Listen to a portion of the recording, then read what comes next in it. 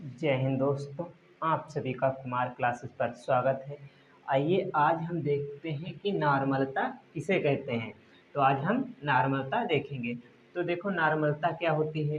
तो देखो बिलियन के 1 लीटर में 1 लीटर बिलियन है हमारे पास। तो उसमें बिलियन के 1 लीटर में घुले हुए ग्राम तुल्यांकों की संख्या को नॉर्मलता कहते हैं कि 1 लीटर बिलियन है उसमें कितने ग्राम तुल्यांक घुले हैं, उसी को हम नॉर्मलता कहते हैं। इसे यन से प्रदर्शित करते हैं और इसका मात्रक जो होता है तुल्यांक प्रति लीटर होता है। तो देखो हमने इसकी डिफिनीशन तो जान ली, अब सूत्र देखते हैं। तो और इस पर हम न्यूमेरिकल भी करेंगे, 2 न्यूमेरिकल या 3 न्यूमेरिकल हम इस पर करने वाले हैं। वीडियो में अंत तक बने रहिएगा और वीडियो अच्छा लगे तो लाइक करना और सब्सक्राइब जरूर करना। तो देखो अब हम क्या करते हैं, अब हम सूत्र देखते हैं। क्या देखते हैं? सूत्र। तो हमारे पास सूत्र है नॉर्मलता बराबर होता है, देखो, ग्राम तुल्यांकों की संख्या, ग्राम तुल्यांकों की संख्या बटे बिलियन का आयतन, बिलियन का आयतन, और वो भी किसमें? लीटर में। तो देखो अब ग्राम तुल्यांकों की संख्या हम किस तरीके से निकाल सकते हैं, इसे हम देखते हैं। तो देखो ग्राम तुल्यांकों की संख्या, ग्राम तुल्यांकों की संख्या। तो ग्राम तुल्यांकों की संख्या हम किस तरीके से निकाल सकते हैं। तो देखो विलेय का भार, विलेय का भार बटे, यदि हमें तुल्यांकी भार, तुल्यांकी भार पता हो तो विलेय का भार इसे W से लिखते हैं और तुल्यांकी भार इसे हम E से लिखते हैं। तो इतना यदि हमें पता होगा तो हम क्वेश्चन लगा सकते हैं। तो देखो नॉर्मलता को हम किस तरीके से लिख सकते हैं। तो इसे हम लिख सकते हैं यन, क्योंकि इसे हम यन से प्रदर्शित करते हैं, यन बराबर W बटे ई, W बटे ई, और आयतन, बिलियन का आयतन बटे, इसे हम बी लिख सकते हैं। इसके बटे में यदि एक माने हम तो देखो इसकी गुणा इसकी उसकी गुणा, या इस तरीके से ना मानो तो क्या होता है कि ये जो v है उठकर ऊपर चला जाएगा। तो n बराबर हो जाएगा, नहीं ये ऊपर नहीं यहीं रह जाएगा, यहाँ इसके पास चला जाएगा। तो W बटे ई गुणे v हो जाएगा। तो देखो इस तरीके से। तो आपको ये पढ़ना सीखना है। तो देखो ये लिखा हुआ है तो किसी भी संख्या के बटे में एक तो होता है। तो देखो इससे इसकी गुणा, इससे इसकी गुणा, तो W और एक की गुणा W हो जाएगी और ई गुणे बी हो जाएगा, और बी काहे में होना चाहिए? लीटर में होना चाहिए। तो देखो इस तरीके से नॉर्मलता का सूत्र निकल आया है। ई किस तरीके से निकालेंगे? तो देखो ई निकालने के लिए अभी आपको जब मैं न्यूमेरिकल बताऊंगा तो उसमें ई किस तरीके से, तुल्यांकी भार किस तरीके से निकाल सकते हैं वो हम लोग सीखेंगे। एक होता है नॉर्मल विलियन। तो नॉर्मल विलियन क्या होता है उसे हम देख लेते हैं। तो देखो जिस विलियन के 1 लीटर में, जिस विलियन के 1 लीटर में ग्राम तुल्यांक जो है उसका एक मात्रा घुली हुई हो, यानी एक संख्या घुली हुई हो, उसे हम क्या कहते हैं? उसे हम कहते हैं नॉर्मल विलियन। तो देखो नॉर्मल विलियन क्या होता है? नॉर्मल विलियन, तो वह विलियन, वह विलियन जिसके 1 लीटर में विलेय का एक तुल्यांक, विलेय का एक तुल्यांक घुला हो, उसे नॉर्मल विलियन कहते हैं। तो उसे नॉर्मल विलियन कहते हैं। इसे देखो, इसे एक यन या खाली यन से प्रदर्शित कर सकते हैं, क्योंकि एक से गुणा होगी तो यन ही आएगा। देखो इसमें एक होता है डेसी नॉर्मल विलियन। क्या होता है? डेसी नॉर्मल विलयन। ए क्या होता है, अभी मैं आपको जब न्यूमेरिकल कराऊंगा तो उसमें एक देसी नॉर्मल विलयन आएगा, उसे हम किस तरीके से हल कर सकते हैं देखना। तो इसे हम लिखते हैं n/10। एक आता है सेंटी नॉर्मल विलयन, उसे हम n/100 से लिखते हैं। और एक आता है मिली नॉर्मल विलयन, तो उसे हम लिखते हैं n/1000। तो इतना तो हो गया।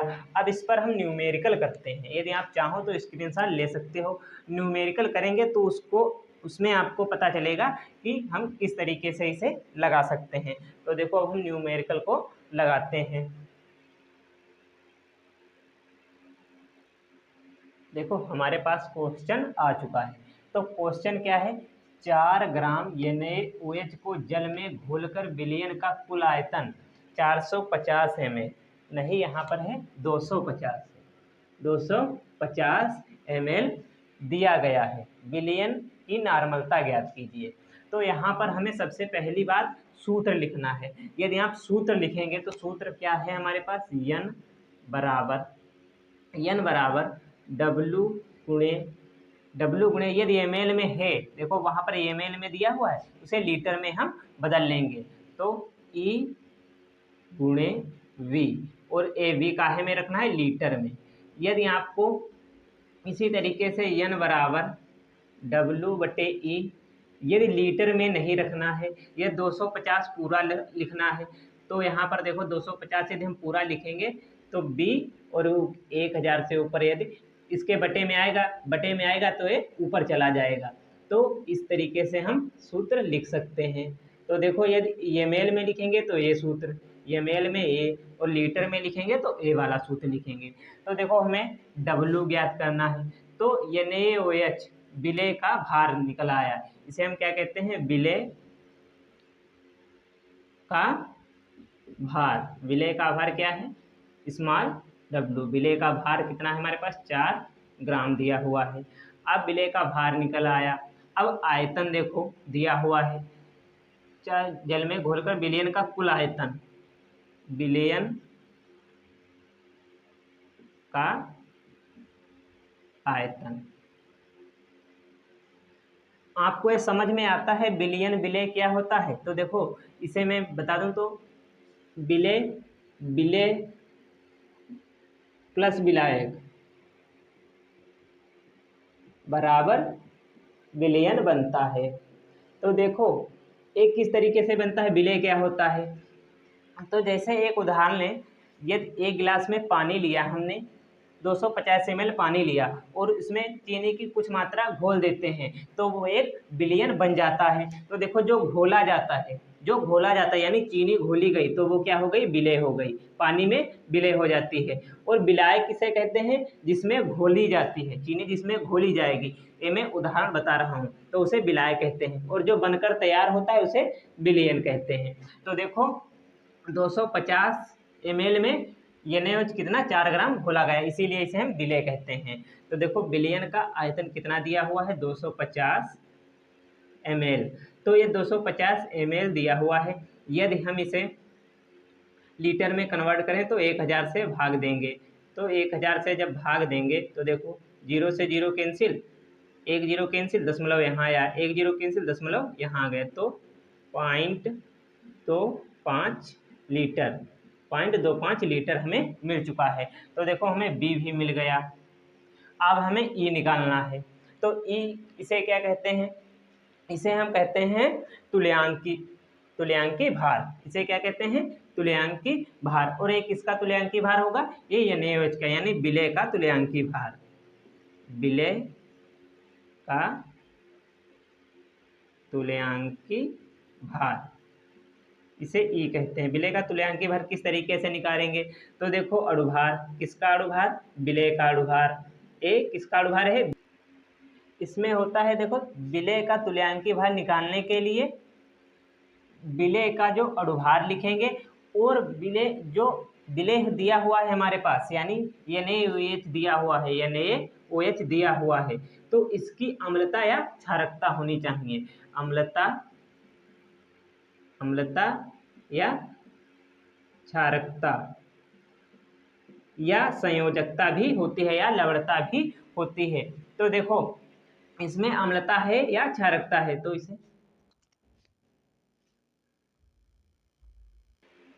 तो देखो अम्लता या क्षारकता क्या होती है। यदि H+ आए तो वहां पर अम्लता होती है और OH- आए तो वहां पर क्या होती है, क्षारीयता होती है। क्या होती है, क्षारीयता होती है। ओके, अब देखो अम्लता या क्षारकता हम किस तरीके से निकाल सकते हैं। तो देखो NaOH दिया हुआ है, NaOH, इसे हम तोड़ेंगे तो देखो Na+ OH- में टूटता है। तो देखो जो ये दिया हुआ है ये क्या है, यही होती है क्षारीयता। तो एक क्षारीयता कितनी आई है, यहाँ पर एक आई है। तो देखो तुल्यांकीय भार यानी अणुभार निकालना है तो NaOH का अणुभार क्या होगा, NaOH का अणुभार निकालने के लिए देखो Na कितना होता है 23 प्लस O कितना होता है 16 प्लस 1, आप H का कितना होता है 1। आपको ये पेपर में दिया हुआ होगा कि इसका द्रव्यमान कितना होता है। तो NaOH का Na का 23, O का 16 और H का जो होता है 1 होता है। तो इसे हम जब जोड़ते हैं तो देखो 1 और 6 7, 3 10 का 0, 1 और 2 3 और 1 4, 40 हो गया। अणुभार कितना आ गया 40। तो 40 और हमारी क्षारीयता कितनी आई है 1, क्षारीयता कितनी आई है 1, तो 1 लिखेंगे बराबर में कितना आ जाएगा 40। ये 40 आ गया है, ये देखो ई भी निकल आया है। अब कुछ नहीं करना, इसे आप लोग नहीं लिखेंगे, ये इतना नहीं लिखना है। तो देखो अब क्वेश्चन किस तरीके से लगेगा, अब आगे आपको लिखना है। सूत्र हमारे पास दिया हुआ है N बराबर W/E/B। तो देखो W निकल आया, B भी निकल आया और E भी निकल आया। अब हम सूत्र को लगा देते हैं और क्वेश्चन हमारा लग जाएगा। तो N बराबर W कितना आया है, W हमारे पास है 4/4 और E कितना है, E आया है हमारा 40, E आया है हमारा 40 और गुणे V हमारा कितना आया है, V हमारा आया है 0.25 लीटर। तो 25 पॉइंट लगाते हैं, पॉइंट जरूर लगाना है। अब देखो पॉइंट को हटाना होता है तो इसे हम किस तरीके से हटा सकते हैं। तो देखो यहाँ पर देखो ये दशमलव लगाएं तो दशमलव के बाद हम 0 बढ़ा सकते हैं, कोई बात नहीं, दशमलव के बाद 0 की कोई वैल्यू नहीं होती। दशमलव हटता कैसे है, तो देखो यहाँ पर दशमलव के बाद यदि अंश और हर में अंक बराबर हैं तो देखो इधर 1 और 2 हैं, इधर भी 1 और 2 हैं। अब दशमलव हम चाहें तो हटा सकते हैं, इस तरीके से दशमलव हटा सकते हैं। तो देखो अब इसे हम काटते हैं तो देखो यहाँ पर 1 0 और 1 0 कैंसिल हो जाएगा। अब देखो n बराबर कितना हुआ 40/4 और गुणे में कितना है 25 हुआ। तो देखो यहाँ पर काटेंगे तो देखो 4 एकम 4 और 4 दशामन 40 हो जाता है। तो आ जाएगा n बराबर, देखो अभी और कट रहा है तो हम इसे 5 से काट लेते हैं। 5 दूनी 10, 5 दूनी 10 और 5 पचम 25, तो आ गया 2/5। अब इसे हम भाग कर लेते हैं। भाग किस तरीके से, इस तरीके से भाग कर लेते हैं 2 से। अब देखो 5 बड़ा है 2 से तो यहाँ पर दशमलव लगाएंगे और एक 0 बैठा लेंगे। तो 5 चक्कू कितना होता है 20 होता है, तो ये कैंसिल हो जाएगा। तो देखो आ जाएगा n बराबर पॉइंट या 0 इधर बड़ा 0.4 तुल्यांक प्रति लीटर। ये देखो आ गया है हमारा आंसर। अब आपको मैंने बताया था कि जैसे ये लिखा है n/10, ये क्या होता है डेसी नॉर्मल बिलियन। तो इसका यूज होगा, अभी आपको एक न्यूमेरिकल में कराऊंगा उसमें इसका यूज होगा, देखना किस तरीके से यूज होता है। ये देखो क्वेश्चन आसान तरीके से लग गया। अम्लता और क्षारीयता निकालने के लिए उसे आपको तोड़ना आना चाहिए, आयनित करना आना चाहिए। तो अब अगला क्वेश्चन हम देखते हैं, अगला क्वेश्चन हमारे पास कौन सा है। अब देखो हम अगला क्वेश्चन पढ़ते हैं। अगला क्वेश्चन है हमारे पास 250 ml n/10 Na2CO3 विलयन बनाने के लिए Na2CO3 की कितनी आवश्यकता होगी। तो देखो Na2CO3 क्या है, इसमें विलय हुआ है। तो यहाँ पर 250 ml, ये तो आयतन दिया हुआ है, बिलियन का आयतन दिया हुआ है। तो बिलियन का आयतन, बिलियन का आयतन कितना दिया हुआ है? 250 ml। 250 ml तो दिया हुआ है। तो देखो ml में ही रखते हैं, क्योंकि एक आपको मैं बता दूं कि ml में दिया होगा तो किस तरीके से लगाएंगे। ठीक, तो अब देखो n/10 दिया हुआ है, n/10 यानी हमें नॉर्मलता जो है वो दी हुई है। n/10 का मतलब दी हुआ कि n बराबर नॉर्मलता बराबर नॉर्मलता n/10 यानी n दिया हुआ है, नॉर्मलता बराबर n/10 का मतलब है 1/10। कितना हुआ? 1/10। और यहाँ से यदि हम इस जीरो को हटाएंगे, यहाँ पर दशमलव बढ़ा सकते हैं, तो आ जाएगा 0.1। इसे हम क्या कह सकते हैं? इसे हम कह सकते हैं बराबर 0.1, यहाँ पर लिखते हैं बराबर 0.1 तुल्यांक प्रति लीटर इसका नॉर्मलता का मात्रक होता है। इतना तो देखो हमने कर लिया। बिलियन का आयतन देखो बी निकल आया, और यहाँ पर n निकल आया, ई की आवश्यकता है। तो तुल्यांकी भार, ये बराबर क्या होता है? अणुभार, अणुभार बटे अम्लता हो गई, या क्षारकता हो गई, या लवणता हो गई, या संयोजकता हो गई। इनमें से कोई भी चीज आ जाए तो हम इसे Na2CO3 को आयनित करते हैं और देखते हैं क्या निकल कर आया है।